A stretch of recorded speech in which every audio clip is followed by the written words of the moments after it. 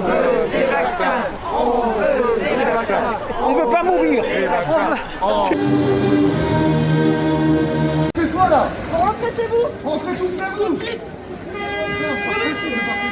Vous rentrez chez vous tout de suite. Une personne dans la boutique. Je veux voir un client, point final. C'est quoi le sens civique? Alors maintenant vous gardez 1 mètre de distance là. 1 mètre. C'est pas 2 mètres. Et vous sortez les attestations et vous limitez. 1 mètre c'est déjà dur, alors 2 mètres... Que vous me parlez du professeur Raoult, d'abord, je le dis, nous avons en France la chance d'avoir le meilleur scientifique français reconnu sur la scène internationale, le plus grand chercheur. Bon, je ne dis pas, et lui non plus ne le dit pas, d'ailleurs, vous avez procédé à son interview où il a répondu avec beaucoup de modestie il y a quelques jours de cela, que c'est la solution, qu'il y a un remède absolu à ça. Mais il n'y avait aucun remède. On a prescrit du Doliprane à tout le monde, c'est-à-dire qu'on n'a prescrit aucun remède. La situation est explosive. Hein. Je vais vous dire, je pense qu'on n'est quand même pas à l'abri d'émeutes pour se faire vacciner. On veut des vaccins. On veut des vaccins. On ne veut pas mourir. Québec impose une contribution spéciale aux non-vaccinés. Oui, c'est bien. Mais vous le feriez, vous? Mais quelque part, en tout cas, à partir du moment où le pass vaccinal, où je serais même favorable à l'obligation de la vaccination. Vous êtes favorable à l'obligation vaccinale? Ceux qui ne seraient pas vaccinés, devraient être confinés chez eux dans les mêmes conditions que nous étions tous confinés au mois de mars et au mois d'avril 2020, et par ailleurs ne devraient pas avoir droit à accès à l'assurance chômage. Pas d'assurance chômage? Absolument. Comme au Canada? Comme au Canada. Pas d'assurance chômage pour les non-vaccinés? Non, parce que quand on fait prendre de tels risques à la société, eh bien, on doit en payer le prix. Et notez qu'avec tout ce qui s'est passé, effectivement, Emmanuel Macron est sans doute le pire président de la République de tous les temps. La période Covid reste gravée dans les esprits et c'est sans compter les scandales à venir dans quelques années. 2 ans de coercition, d'obligations, de contraintes, de mesures absurdes sous couvert de révolution scientifique avec un vaccin tout puissant, 2 ans de mensonges, de gabegie financière avec 400 milliards d'euros dépensés pour une maladie qui a moins tué que la gestion de crise en elle-même. 2 ans sans débat contradictoire où des spécialistes et experts en santé ont littéralement mis leurs confrères au banc de la société comme des parias complotistes. Tout ça, ça doit se payer à un moment donné. Hostile au vaccin par principe, mais à ce vaccin ARN. L'humiliation suprême aura été de nier leur existence professionnelle en les suspendant pour en faire des citoyens fantômes. N'étant pas licenciés, ils ne pouvaient prétendre ni aux indemnités chômage, ni au RSA. Certains, ne l'oublions jamais, se donnèrent la mort. Mais au-delà de cet acharnement sur une catégorie de nos concitoyens, cette suspension était d'autant plus absurde et l'exposé des motifs de cette proposition de loi l'explique très bien, car cela a désorganisé un système de santé déjà exsangue. L'incohérence suprême aura été de faire travailler des agents vaccinés mais positifs, plutôt que d'accepter des non-vaccinés négatifs. Non, on a fait l'obligation quand il le fallait. Aujourd'hui, on est dans un moment où l'épidémie n'aurait pas justifié nécessairement qu'on oblige les soignants à se vacciner. Quand on l'a fait, c'était nécessaire. Mais je vous redis, il faut qu'on garde quand même comme cap le fait que les soignants soient protégés eux-mêmes pour protéger les autres. Rappelons-nous bien de ce que nous avons fait. Rappelez-vous bien de ce que vous avez fait. Rappelons-nous tous collectivement que pendant 2 ans, sur les couvre-feux, sur le pass sanitaire, sur le pass vaccinal, je trouve que nous sommes allés à des niveaux de folie. Je rappelle, parce que je parle de folie, c'est un mot important, qu'on a désinfecté des plages. On a désinfecté des plages à Cannes. Hein, oui. D'accord. On a mis des masques dans nos forêts aussi. On a mis des masques. Ah oui, on est allé espionner les gens par drone. par drone. On a eu un Père Noël à la mairie. J'ai partagé cette vidéo incroyable sur mon compte Twitter il y a quelques jours. Je l'ai retrouvée, qui s'adressait aux enfants en leur disant « Portez bien votre masque » et en plus à l'extérieur. On avait des policiers qui, j'utilise le mot alléchant, traquaient les randonneurs qui avaient l'imprudence, alors qu'il n'y avait personne à 1 kilomètre à la ronde, de ne pas avoir leur masque correctement, ou même pas leur masque du tout. Mon Dieu, quelle horreur! En ces temps difficiles, nous devons protéger cet avenir. Et cela passe par la responsabilité de chacun. Vous aussi, les enfants, vous êtes concernés.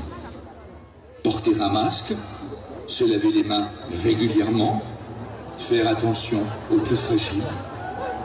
Vous devez, vous aussi, comme vos parents, respecter les gestes barrières. En restant prudents et en se vaccinant, nous pourrons continuer à nous retrouver, partager ensemble, profiter les uns des autres et envisager cet avenir sereinement. Pour tous nos compatriotes de plus de 12 ans, il faudra, pour accéder à un spectacle, un parc d'attractions, un concert ou un festival, avoir été vacciné ou présenter un test négatif récent. Le pass sanitaire s'appliquera dans les cafés, les restaurants, les centres commerciaux ainsi que dans les hôpitaux, les maisons de retraite, établissements médico-sociaux, mais aussi dans les avions, trains et cars pour les longs trajets. Seuls les vaccinés et les personnes testées négatives pourront accéder à ces lieux. On sait qui va mourir là de cette vague. On le sait, c'est ceux qui ne seront pas vaccinés. On sait les populations à risque, etc. Donc il va falloir à un moment faire un choix. Des nourrissons qui sont morts à la naissance à cause de l'affection de leur mère enceinte. Il y a 70% des femmes enceintes qui sont vaccinées dans notre pays. 30% ne le sont pas. Vous voulez que je vous donne un chiffre? Il y a 20 fois plus de risques d'avoir un enfant prématuré quand on est une femme enceinte non vaccinée. Je vous donne un autre chiffre. Hélas, il y a 3 fois à 5 fois plus de risques de mort fétale in utero lorsqu'on est une femme enceinte non vaccinée. Les femmes enceintes sont exclues des essais cliniques en général, elles font partie des populations protégées. Donc quand on vous dit en avril 2021, femmes enceintes, allez vous faire vacciner parce qu'on les a classées dans des populations à risque, il n'y a aucun résultat d'essai clinique qui permette de savoir si la tolérance sur ces gens est identique à la tolérance sur les autres, sachant déjà que celle sur les autres, évidemment, est fausse. La question est de savoir, 1, est-ce qu'on a fait se vacciner toute la population pour éviter la transmission par erreur ? Puisqu'elle ne l'empêchait pas. Oui ou non? Répondez, c'est simple. Toute la population n'a pas été vaccinée jusqu'à preuve du contraire. Non, mais est-ce que c'était rendu obligatoire? On l'a jamais rendu obligatoire, le vaccin. C'est vrai, il n'a jamais été rendu obligatoire parce qu'il y a des gens qui ne sont pas vaccinés. Il y en avait y compris, du personnel médical qui n'était pas vacciné. Ça, on en a suffisamment parlé. Donc, il n'y a pas d'obligation du vaccin. On ne pouvait plus voyager, on pouvait pas. Quand tu fais un pass sanitaire, arrêtez, Gérard. Soyez, c'est une obligation de fait. Terminé, Charlotte. Outre l'obligation, ma question est simple. Est-ce que oui ou non, l'appel à la vaccination se faisait sur la question de la transmission? Protéger les autres. Est-ce que c'était ça le slogan, oui ou non? Oui. Et ensuite, on s'est rendu compte. Oui, c'est parce que ça protège des formes de grave. Est-ce que précisément sur ce sujet, on s'est trompé? Je dis même pas qu'il y a eu mensonge. Est-ce que oui ou non, on s'est trompé? Oui, il y a eu on ne s'est pas vraiment fondamentalement trompé. Simplement, sur le vaccin, avant même qu'on ait tous les résultats. Mais non. Oui, monsieur Attali, bonsoir. Je voudrais vous poser une question liée à l'actualité. Victor Fabius, le fils de Laurent Fabius, est un des cadres dirigeants de McKinsey en France. McKinsey conseille les labos pharmaceutiques. McKinsey conseille également le gouvernement dans sa stratégie gouvernementale. Et Laurent Fabius, père de Victor Fabius, président du Conseil constitutionnel, a validé le pass sanitaire de Macron en violation d'une dizaine de textes de loi protégeant les Français. Donc ma question est simple. Est-ce qu'on n'est pas là face à un conflit d'intérêts majeur au plus haut sommet de l'État pour un problème qui concerne la plupart des Français dans leur vie quotidienne? Merci. Vous êtes enseignant dans cette école, monsieur? Non, je suis un citoyen. Je vous laisse à votre commentaire complotiste. Je vous remercie. Merci pour votre réponse, monsieur Attali. Was the Pfizer COVID vaccine tested on stopping the transmission of the virus before it entered the market? If not, please say it clearly. If yes, are you willing to share the data with this committee? And I really want a straight answer, yes or no, and I'm looking forward to it. Thank you very much. Regarding the question around, did we know about stopping immunisation before it entered the market? No. We had to really move at the speed of science to really understand what is taking place in the market. And from that point of view, we had to do everything at risk. Hallucinant. Non, mais ça restera dans les annales. Hein. Non, on n'a pas été testé pour savoir si ça empêchait la transmission. Je rappelle que le QR code, que le pass, que le confinement, que ceci a été dû au fait que, attention, on ne savait pas. Donc non, dans cet essai clinique comporte de graves manquements méthodologiques invalidant les résultats. Que ce soit les résultats d'efficacité, le dosage des anticorps ou la tolérance, puisqu'on a des effets graves qui ne sont pas reportés dans les données, qui n'ont pas été saisis dans la base de données, et donc, a fortiori, qui ne sont pas dans les résultats. Donc sur la base de ça, quand on connaît les bonnes pratiques cliniques, qui est la réglementation à suivre, cet essai n'est pas valide dans ses conclusions. Donc, le rapport bénéfice-risque qui est annoncé, on va dire, et sur lequel se basent les agences de santé, est faux. Point barre. Les effets indésirables neurologiques, ce qui sont cliniquement graves, encéphalite, myélite, méningo-encéphalite, méningite, encéphalopathie, ataxie, convulsion, épilepsie, AVC,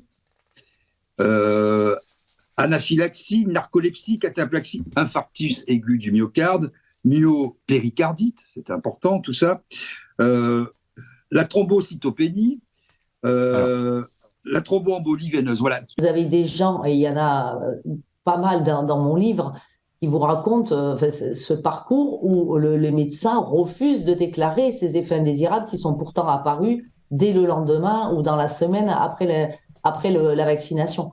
Il y a un déni qui est absolument incroyable, incompréhensible, de ces gens qui normalement doivent déclarer par principe de précaution. Alors la vérité, sûrement entre les deux, il y a sûrement des effets graves qui sont peut-être bien déclarés comme les myocardites, les péricardites, parce que ça, on va dire, c'est rentré dans le mainstream. Ils ont bien été obligés de le reconnaître, puisqu'on avait tout un tas de mômes qui tombaient raides. Beaucoup d'adolescents, voilà, beaucoup de sportifs de haut niveau, avec des efforts intenses qui n'avaient jamais rencontré le moindre problème. Si on ne confine pas les pays, il y aura 500 000 morts. La Suède n'a pas confiné, n'a adopté aucune mesure de contrainte et a eu les meilleurs résultats de toute l'Europe. La seule chose sur quoi renseignent les médias sur les sujets importants, c'est ce qu'on veut, ce que les pouvoirs établis qui manipulent tout ça veulent que nous croyions. Et comme avec le Covid, peu importe que les données que nous donnions soient vraies ou fausses, dès lors que ça permet de terroriser, d'enfermer, de brutaliser et de soumettre à une expérimentation médicale la population, eh bien c'est bien. Les questions relatives au climat et la pollution sont exploitées exactement de la même manière que le Covid l'était. C'est juste une autre crise instrumentalisée pour piller la richesse de la classe moyenne et des classes défavorisées pour enrichir les milliardaires. C'est ça, la seule intention, tout le reste est du bullshit. Désormais, la presse est là pour penser à votre place, et donc vous, tout ce que vous avez à faire, c'est d'entendre ce qu'ils vous disent et de croire ce qu'ils essayent de vous faire croire.